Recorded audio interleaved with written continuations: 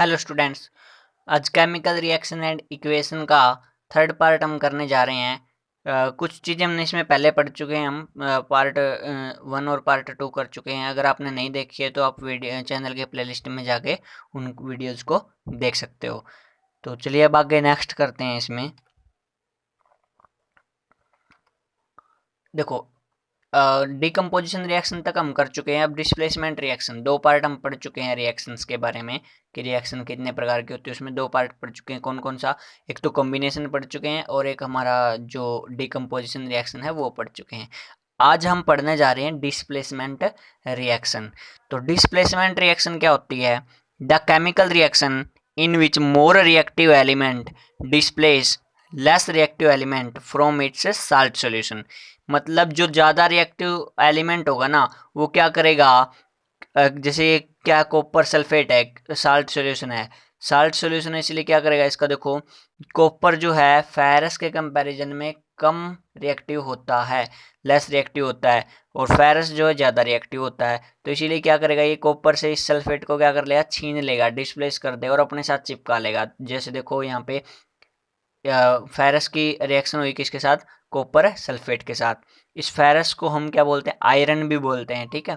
और ये क्या बन गया, देखो, फेरस सल्फेट बन गया और प्लस में क्या बन गया, कॉपर बन गया, ठीक है। यही यहाँ पे एक्सपेरिमेंट करके दिखाया हुआ है। देखो, ये हमने क्या लिया, आयरन नेल्स ली, या फिर आप कह सकते हो फेरस लिया, लोहे का टुकड़ा या लोहे की कीलें, ठीक है। ये टेस्ट ट्यूब, ये हमने थ्रेड लिया, कॉपर सल्फेट सॉल्यूशन लिया, और इसके अंदर इस धागे की हेल्प से इनको, जो लोहे की कीलें हैं या फिर आयरन नेल्स हैं, इनको छोड़ दिया। तो देखो क्या होगा, the iron nails become brownish in colour by deposition of copper and blue color of copper sulfate change dirty green color due to formation of ferrous sulfate। देखो, क्योंकि ये जो कीले हैं इसके अंदर जब हम छोड़ेंगे तो क्या हो जाएगी, ये ब्राउनिश हो जाएंगी, थोड़ा हल्के भूरे रंग की हो जाएंगी। क्यों? क्योंकि जो कॉपर है उसका डिपोजिशन हो जाता है। यहाँ पे देखो, कॉपर सल्फेट था, इस सल्फेट का जो है, ये सल्फेट जो है यहाँ से डिस्प्लेस होकर किसके साथ चिपक जाएगा, आयरन के साथ या फिर फेरस के साथ चिपक जाएगा, ठीक है। और क्योंकि यहाँ पे फेरस सल्फेट बन जाता है, इसीलिए क्या बन जाता है, जो ये जो सॉल्यूशन है ये थोड़ा क्या हो जाएगा, ग्रीन कलर का हो जाएगा। किस कलर का हो जाएगा? वैसे तो ये ब्लू होता है, क्योंकि कॉपर सल्फेट का जो कलर होता है वो कैसा होता है, ब्लू होता है। लेकिन जैसे ही ये फेरस सल्फेट बन जाएगा ना, उसी टाइम पे ये कलर जो है थोड़ा क्या हो जाएगा, डर्टी ग्रीन कलर हो जाएगा, थोड़ा हरे रंग का हो जाएगा, ठीक है। चलिए नेक्स्ट स्लाइड करते हैं, ये समझ में आ गया होगा। डबल डिस्प्लेसमेंट रिएक्शन, देखो वहाँ पे तो एक ही सब्सटेंस क्या हो रहा था, डिस्प्लेस हो रहा था, एक ही एलिमेंट जो है वो डिस्प्लेस हो रहा था। डबल डिस्प्लेसमेंट रिएक्शन में थोड़ा ज़्यादा अंतर नहीं है। इसमें क्या है, यहाँ पे दो सब्सटेंस या फिर दो एलिमेंट क्या होते हैं, एक दूसरे को डिस्प्लेस कर देते हैं। A reaction in which new compound are formed by mutual exchange of ion between two compound. देखो, जैसे ये है हमारा सोडियम सल्फेट है, बेरियम क्लोराइड है, तो ये क्लोरीन जो है, ये क्लोरीन का जो एलिमेंट है, ये क्या हो जाएगा, इसके साथ चिपक जाएगा, और ये जो सल्फेट है ये इसके साथ चिपक जाएगा जब ये रिएक्शन होगी। तो इसीलिए क्या हो जाएगा, इसको क्या बोलेंगे हम, डबल डिस्प्लेसमेंट, क्योंकि दो एलिमेंट्स की जो है वो जगह क्या हो जाएगी, चेंज हो जाएगी। देखो, सोडियम सल्फेट था हमारे पास, ठीक है, और बेरियम क्लोराइड था हमारे पास। तो ये क्या हो गया, उसके बाद जब रिएक्शन हुई, रिएक्शन होने के बाद क्या हुआ, बैरियम तो बन गया सल्फेट, जो सल्फेट है वो किसके साथ चिपक गया, बैरियम के साथ, और जो सोडियम के साथ क्या आ गया, क्लोराइड। देखो, क्लोराइड पहले बैरियम के साथ था, ये किसके साथ चिपक गया, सोडियम के साथ। तो यहाँ पे दो चीज़ों की जो है डिस्प्लेसमेंट हुई है, किस किस की, सल्फेट की, सल्फर की कह सकते हो आप, सल्फेट की, और किसकी, क्लोराइड की, ठीक है। क्योंकि देखो, ये सल्फर बैरियम के साथ आ गया, और ये जो क्लोरीन है किसके साथ आ गया, क्लोराइड सोडियम के साथ आ गया, ठीक है। तो ऐसी रिएक्शन को हम क्या बोलेंगे, डबल डिस्प्लेसमेंट रिएक्शन, जिसमें जो है आयन्स एक्सचेंज होते हैं, एक दूसरे को बदल लेते हैं, ठीक है। इसने इसका आयन ले लिया, इसने इसका आयन ले लिया, ठीक है। देखो, इम्पोर्टेंट है ये चीज़ कि प्रेसिपिटेशन रिएक्शन किसे कहते हैं। देखो, white precipitate of barium sulphate is formed, so it is called precipitation reaction.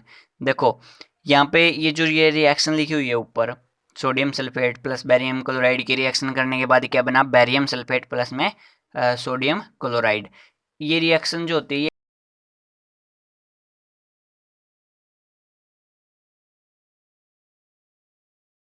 ये रिएक्शन जो होती है, ये कौन सी रिएक्शन होती है, प्रेसिपिटेशन रिएक्शन होती है। प्रेसिपिटेशन रिएक्शन होती है क्यों, क्योंकि इसमें जो है ये जो छोटे छोटे पार्टिकल्स आप कह सकते हो बूंदे सी बन जाती है, किस चीज़ की, बेरियम सल्फेट की। ठीक है, इसलिए इसको क्या बोलते हैं, प्रेसिपिटेशन रिएक्शन भी बोलते हैं। ये इंपॉर्टेंट है। अब आगे वाला जो पांचवा है, पांचवी रिएक्शन है, पांचवा टाइप है रिएक्शन का, वो कौन सा है, ऑक्सीडेशन एंड रिडक्शन। ये बहुत इंपॉर्टेंट है, पेपर की दृष्टि से बहुत बार पूछा जाता है एग्जाम में। ऑक्सीडेशन देखो क्या होता है, ऑक्सीडेशन का मतलब हो गया कि ऑक्सीजन का गेन होना, ऑक्सीजन मिलना, किसी कोई भी एलिमेंट है हमारे पास, उसको ऑक्सीजन यदि मिल जाती है तो उसको बोलते हैं ऑक्सीडेशन हो गया अभी उसका। ठीक है, तो the addition of oxygen to substance, उसको क्या बोलेंगे हम, ऑक्सीडेशन। या फिर इसमें दूसरा ये भी कह सकते हैं हम, the removal of hydrogen from a substance. जैसे ही किसी सब्सटेंस में ऑक्सीजन जुड़ती है या ऑक्सीजन मिलती है तो हाइड्रोजन बाहर निकल जाती है ऑटोमेटिकली। तो हम दोनों तरीके से बोल सकते हैं, addition of oxygen to substance या फिर removal of hydrogen, removal of hydrogen from substance. ठीक है, या तो ऑक्सीजन का एडिशन हो रहा हो या फिर हाइड्रोजन का रिमूवल हो रहा हो। ठीक है, एग्जाम्पल देखो, कार्बन था हमारे पास, ऑक्सीजन मिल गई तो क्या बन गया, कार्बन डाइऑक्साइड। तो यहाँ पे कार्बन का क्या हो रहा है, ऑक्सीडेशन हो रहा है। कॉपर था हमारे पास, ऑक्सीजन मिल गई, हीट दिया तो क्या बन गया, कॉपर ऑक्साइड बन गया। क्या बन गया, कॉपर ऑक्साइड। ऑक्सीडेशन हो रहा है किसका, कॉपर का। ठीक है, अब यहाँ पे देखो कॉपर ऑक्साइड था हमारे पास, प्लस में क्या मिला लिया, हाइड्रोजन मिला दिया, हाइड्रोजन मिला दिया तो एक हीट दी तो क्या बन गया, कॉपर प्लस में H2O। कॉपर का तो देखो रिडक्शन हुआ यहाँ पे, ऑक्सीजन यहाँ पे इसके पास थी लेकिन इसके पास सट के हाइड्रोजन के पास चली गई, तो यहाँ पे इसका क्या हुआ, हाइड्रोजन का क्या हो गया, ऑक्सीडेशन हो गया। हाइड्रोजन का क्या हो गया, ऑक्सीडेशन, ये H2 जो बन गया है। ठीक है, चलिए next slide. The addition of hydrogen, reduction क्या होता है, अब रिडक्शन पढ़ते हैं, ऑक्सीडेशन हमने पढ़ लिया, रिडक्शन देखो, द एडिशन ऑफ हाइड्रोजन। अब ऑक्सीडेशन का जस्ट उल्टा क्या होता है, रिडक्शन होता है। देखो द एडिशन ऑफ हाइड्रोजन, यानी कि वहाँ पे क्या हो रहा था, एडिशन ऑफ ऑक्सीजन हो रहा था ऑक्सीडेशन में, और एडिशन ऑफ हाइड्रोजन होता है तो क्या बोलेंगे, रिडक्शन। या फिर ऑक्सीजन का रिमूव होना है, the removal of oxygen from a substance is called reduction. जैसे यहाँ पे एग्जांपल दिया हुआ है, पिछले वाले ही रिएक्शन है सेम, कॉपर ऑक्साइड प्लस में H2 हीट दिया तो कॉपर बन गया, और प्लस में क्या बन गया, वाटर H2O बन गया। देखो यहाँ पे इसका तो क्या हो रहा है, रिडक्शन हो रहा है, क्योंकि देखो कॉपर, इसके पास ऑक्सीजन पहले से था कॉपर के पास, लेकिन क्या हो गया, रिड्यूस हो गया और यहाँ से गायब हो गया ये, तो इसका क्या हो गया, रिडक्शन हो गया। और इसका क्या हुआ है, इसके अंदर ऑक्सीडेशन हुआ है। देखो इसके पास ऑक्सीजन नहीं थी तो यहाँ से देखो ऑक्सीजन इसने गेन कर ली, इसकी हेल्प से ये जो ऑक्सीजन है यहाँ से हटके इसके पास आ गई, तो यहाँ पे क्या हो गया, ऑक्सीडेशन हो गया इसका। ठीक है, एडिशन ऑफ ऑक्सीजन हो गया। अब देखो रेडॉक्स रिएक्शन, ये बहुत बार पेपर में मतलब इसकी डेफिनेशन पूछी गई है, 1 या 2 नंबर में बहुत बार पूछी जाती है। तो रेडॉक्स रिएक्शन क्या होती है, इन दिस रिएक्शन, जो ये ऊपर रिएक्शन दी गई है, इस रिएक्शन में क्या क्या है, copper oxide is reduced to copper and hydrogen is oxidised to H2O। देखो इसमें क्या हो रहा है कि कॉपर तो है ना रिड्यूस हो रहा है, कॉपर ऑक्साइड रिड्यूस हो गया, कॉपर में जा रहा है, और जो H2 है वो ऑक्सीडाइज हो गया, किस में जा रहा है, H2O में जा रहा है। तो इसके अंदर, इस रिएक्शन के अंदर ऑक्सीडेशन भी हो रहा है और रिडक्शन भी हो रहा है, दोनों चीज़ें हो रही है। देखो oxidation and reduction taking place together, एक साथ हो रही हैं, is called, is redox reaction. ठीक है, तो ऐसी रिएक्शंस जिसके अंदर क्या होता है कि ऑक्सीडेशन और रिडक्शन दोनों एक साथ होते हैं, उसको क्या बोलते हैं, रेडॉक्स रिएक्शन बोलते हैं। ठीक है, इज कोल्ड आएगा यहाँ पे मिसप्रिंट हो गया थोड़ा सा, यहाँ पे कोल्ड लिख लेना। ठीक है, इज कॉल्ड रेडॉक्स रिएक्शन। ऐसे रिएक्शन जिनके अंदर ऑक्सीडेशन रिडक्शन दोनों एक साथ होते हैं उसको क्या बोलते हैं, रेडॉक्स रिएक्शन बोलते हैं। ठीक है, जैसे ये एग्जाम्पल हो गया, आप और भी एग्जाम्पल दे सकते हो कोई। चलिए नेक्स्ट देखिए, effect of oxidation in daily life, effect of oxidation in daily life.